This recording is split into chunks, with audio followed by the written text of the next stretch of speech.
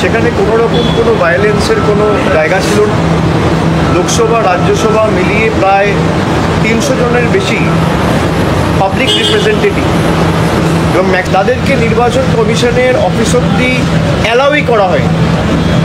মহিলা সাংসদদের জোর জবরদস্তি চুলের মুঠি ধরে ডিটেন করা হয়েছে।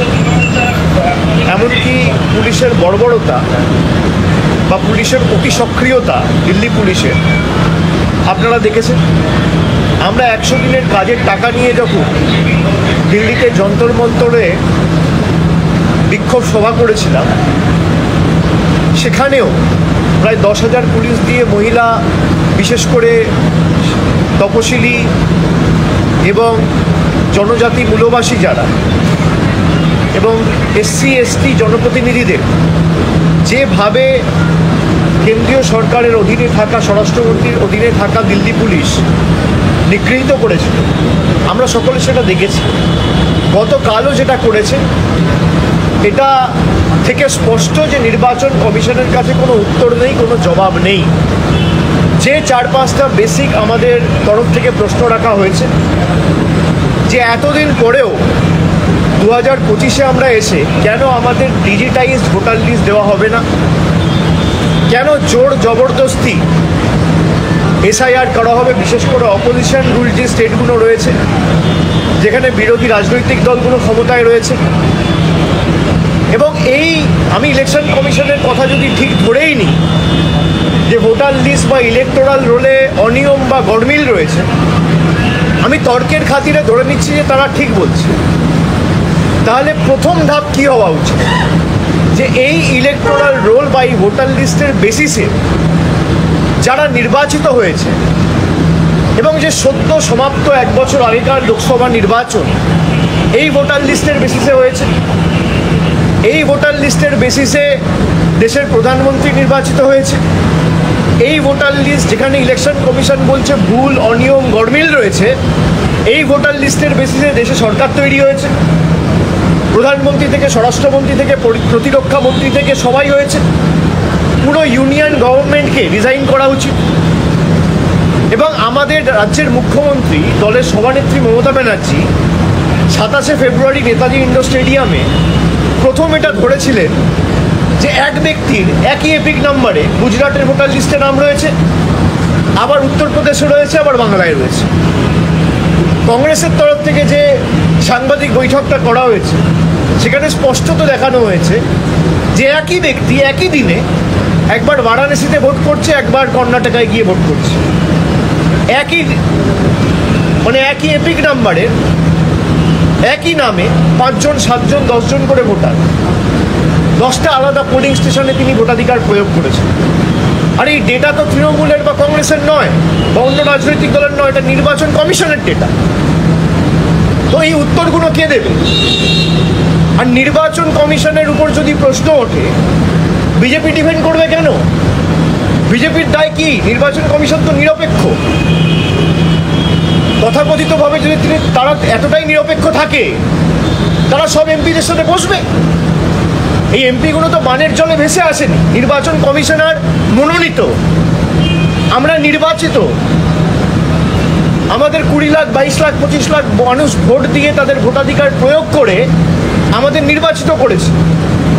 আর ইলেকশন কমিশনকে প্রতিনিধি করে সরকার পাঠিয়েছে তাদের হয়ে কাজ করার জন্য।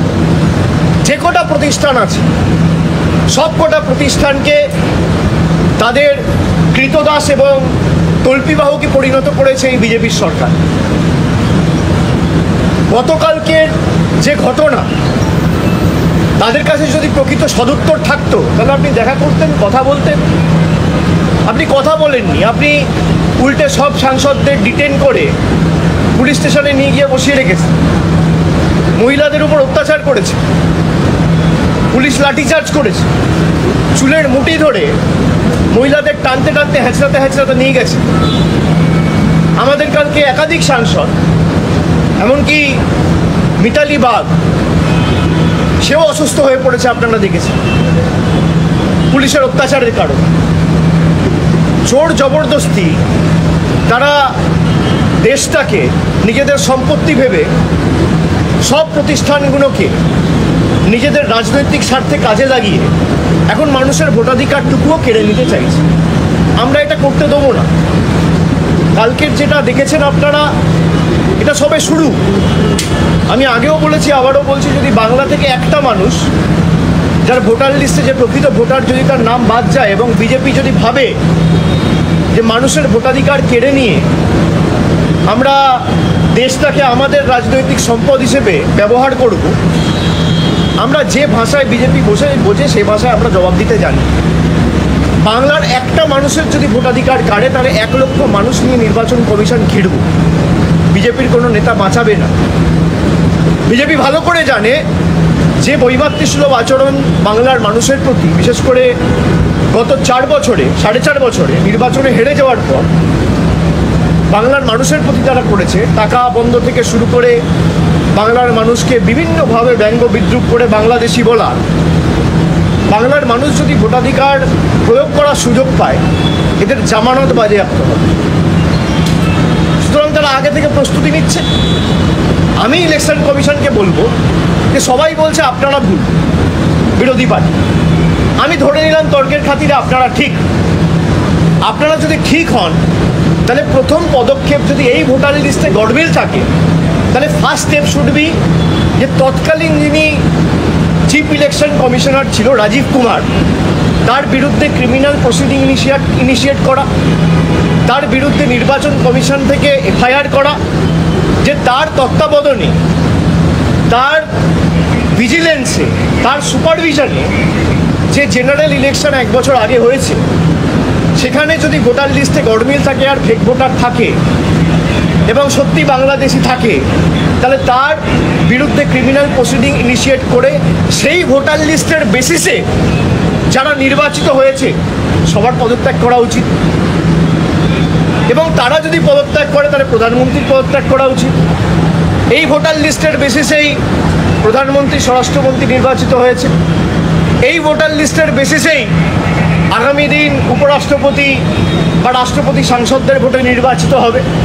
তাহলে পুরোটাই যদি বেনিয়ম বা অনিয়ম বা ভেজাল বা কোনো ফেক নাম থেকে থাকে, তাহলে ফার্স্ট স্টেপ হিসেবে তারা রিজাইন করুক। সারা দেশের মানুষ এসআইআরকে স্বাগত জানাবে। আমি বলছি আপনারা যদি এসআইআর